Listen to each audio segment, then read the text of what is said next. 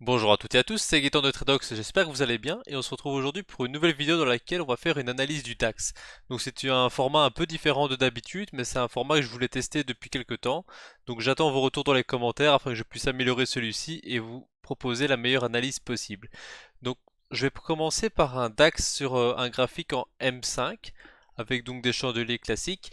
Je commence sur le M5 parce que d'habitude pour une analyse on va commencer sur les UT les plus grosses et on va affiner sur les UT les plus petites.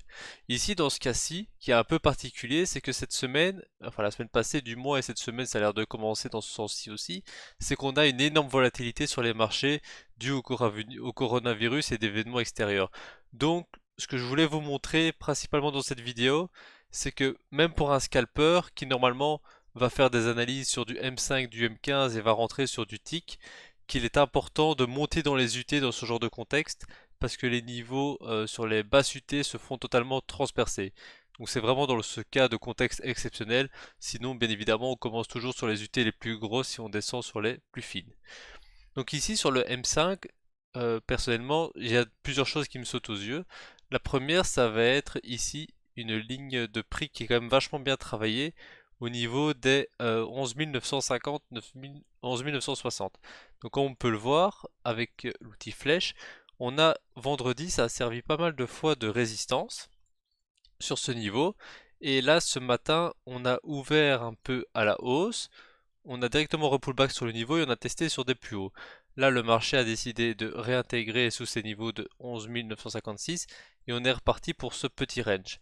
Donc là, ce que me dit le M5, c'est qu'on est en phase d'hésitation entre les niveaux à la grosse louche, ce serait entre les niveaux 11 738 et 11 956, 12 000. C'est donc vu que le marché est quand même assez ample, les zones vont être assez grandes, hein.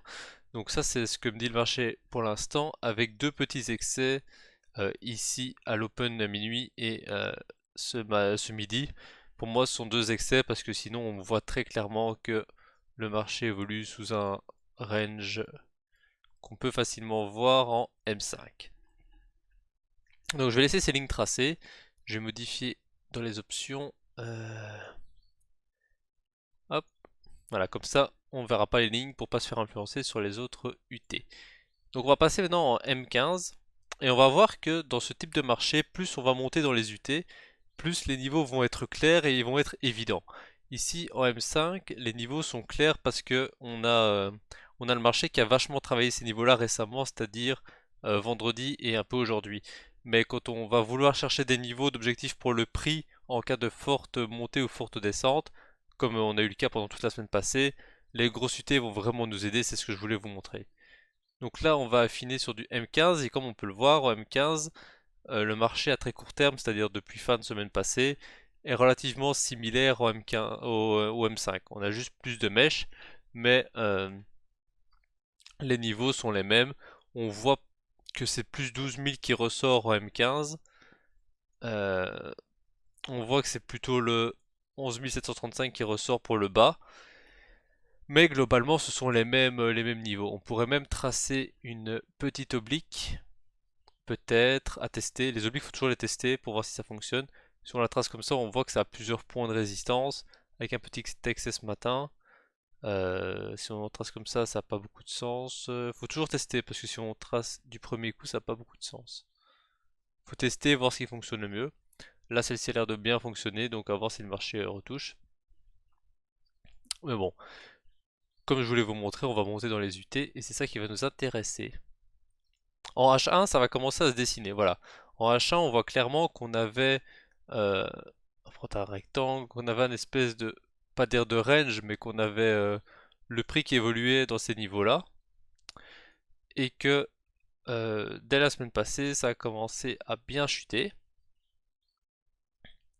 Et là, à partir du moment où la chute a eu lieu, tous les niveaux entre ce point-là et ce point bas, ils n'étaient pas facilement identifiables sur basse UT. D'ailleurs, là, on voit, on est en une heure, on est à 1000 unités et on voit toujours pas de niveau support résistance. Il faut déjà remonter ici pour commencer à voir au niveau de septembre-octobre des niveaux qui pouvaient stopper le prix. Mais c'est pas encore super clair. Et d'ailleurs, je vais remettre 1000 unités. Je vais passer en journalier directement parce que c'est vraiment là que j'ai trouvé tous les niveaux qui étaient vraiment très bien travaillés. Et ici, comme on peut le voir directement, ce niveau-là, qui a servi de résistance pas mal de fois, qui dans le passé a servi de support, résistance devenue support, pardon. Hop, je vais la tracer. Et comme vous pouvez le voir, 815, c'est un niveau qui a été beaucoup travaillé ces jours-ci. Donc c'est des niveaux qui sont donnés par des grosses UT. Ici on voit le bottom du 4 juin 2019, ici, qui était une résistance auparavant. C'est le niveau qui a stoppé le prix aujourd'hui. Donc comme on peut le voir, même en faisant du scalping, c'est important quand il y a le marché de grosses volatilités, comme par exemple la semaine passée, cette semaine, les amplitudes sont vraiment énormes. C'est très important de remonter dans les plus grosses UT afin d'avoir les niveaux qui vont arrêter le prix. Donc, je vous conseillerais pas de prendre les pullbacks sur ce genre de niveau, c'est-à-dire de regarder les niveaux intéressants en daily ou quoi, et de se dire ouais quand ça va percuter le prix, je vais prendre dans le sens inverse afin de viser la correction. Ça je conseillerais pas trop, ce que je conseillerais plutôt c'est d'avoir un trade dans le sens de la tendance. Donc là à très court terme depuis la cassure de ce niveau de 13 000 plutôt baissière, d'aller chercher, parce qu'on a cassé donc l'oblique ici, d'aller chercher justement les niveaux daily comme objectif. Vraiment le voir comme du potentiel de gain et non pas comme des points d'entrée valables. Pour trouver des points d'entrée, il faudra regarder sur des plus basses UT, que ce soit du day trading ou du scalping, il va falloir regarder sur du M30, MH1, M5, M15 pour regarder des points de vente intéressants. Mais le daily peut donner de très bons objectifs. Ici, je peux vous dire que si le niveau de 11 638 casse, le prochain niveau ici à 11 388, qui est le prochain support majeur, comme on peut le voir ici, c'est pas mal travaillé au mois d'août, arrêtera probablement le prix, même si ce n'est que pendant quelques minutes ou quelques heures. Si la tendance baissière est vraiment forte, il risque de passer, mais c'est quasiment sûr que en cas de baisse et de cassure du niveau sur lequel on est ici des 11 600, 11 650, c'est quasiment sûr que 388 sera touché, voire 400. Donc ça peut être un bon moyen de faire quelques centaines de pips sur le DAX. Euh, Évidemment, si ce niveau casse, le prochain pour moi sera les niveaux ici de 11 000, 11 050.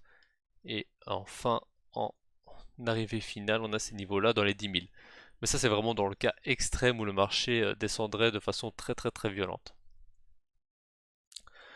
Donc voilà pour cette analyse sur le DAX. Le but de cette analyse, c'est vraiment pas de vous dire voilà, ça c'est un tel objectif, ça c'est il faut rentrer comme ça ou quoi. Le but c'était vraiment de vous montrer que qu'on fasse du scalping, du day trading ou peu importe le mode de trading qu'on utilise, regarder plusieurs UT, c'est vraiment très intéressant. Et alors, quand le marché donne beaucoup de volatilité, comme on a ces derniers temps, c'est important de faire le travail parfois dans le sens inverse. Parce que là, si on fait le travail dans le sens normal, c'est-à-dire qu'on commence en mensuel, on va en hebdo, en journalier, etc., qu'on fait de la grosse UT à la petite UT, au final, on va repérer des niveaux, mais on se rendra pas compte à quel point ils sont puissants par rapport aux petites UT en ce type de contexte. Parce qu'en faisant le travail à l'envers, vous voyez bien que en M5, tous les niveaux se font déchirer. Ici, il fait un petit range, du coup, ça tient un peu plus, mais tous les niveaux se sont fait arracher. En M15, en H1, pareil. Et en journalier, on voit vraiment que le prix s'arrête sur ces niveaux. Donc voilà, c'est à peu près tout pour cette analyse. Sinon, si je devais faire une petite conclusion, ce serait qu'on est toujours... euh, c'est dur de dire si on est haussier ou baissier dans ce type de contexte. Parce que comme on peut le voir en dézoomant un petit peu, on a le DAX ici. Bon, je dis pour le DAX, mais pour le dos, c'est plus ou moins la même chose, hein. C'est totalement le même contexte, donc ça s'applique aux deux. C'est qu'on avait le marché qui était quand même sur des gros niveaux, à part l'excès ici du mois de décembre 2018, on était quand même sur la partie haute du DAX. Là, après cette cassure, c'était très violent certes, on a perdu beaucoup de points rapidement, mais on est toujours dans cette partie haute, comme on peut le voir en hebdo ou mensuel peut-être, voilà. En mensuel, si on devait tracer une droite de tendance, elle serait comme ça. On est toujours haussier. On peut la tracer différemment, comme ça on est haussier, comme ça on est haussier. Enfin, peu importe comment on la trace, en mensuel on est toujours haussier. Donc pour du très long terme, on n'a toujours pas de signe de cassure à la baisse. Évidemment, s'il commence à casser les gros niveaux, genre les 10 700 ou les 10 000, pire encore les 8 000, là ce sera clairement, pas dire catastrophique, mais douloureux. En hebdomadaire, comme on peut le voir, la chute est violente, on a une grosse bougie rouge, mais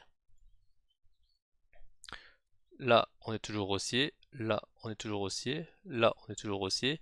Donc comme vous pouvez le voir, peu importe comment je trace ma droite de tendance, je trace comme ça, je peux la tracer n'importe comment, on est toujours haussier. Donc je dis pas qu'il faut orienter ces trades à l'achat, je dis juste qu'il y a beaucoup de panique et qu'au final, si on regarde d'un point de vue purement technique, sur les grosses UT, on est toujours assez haussier. Du coup, il ne faut pas s'étonner si le marché fait des impulsions à la hausse. Il ne faut pas s'attendre à des mouvements de panique exceptionnels non plus. La semaine était très mauvaise la semaine passée, certes, mais globalement, les niveaux majeurs ont tenu, ce qui est plutôt bon signe. Et de plus, les banques centrales et la Fed ont dit qu'ils allaient injecter pas mal de fonds s'il fallait pour soutenir l'économie globale, mondiale, pardon. Du coup, pour l'instant, il n'y a pas de quoi s'inquiéter à court, moyen terme, tout du moins. Donc voilà pour cette petite analyse, j'espère que ce format vous aura plu. N'hésitez pas à me dire ce que vous en avez pensé dans les commentaires. Et moi je vous retrouve très bientôt pour une prochaine vidéo. D'ici là, passez de mon trade.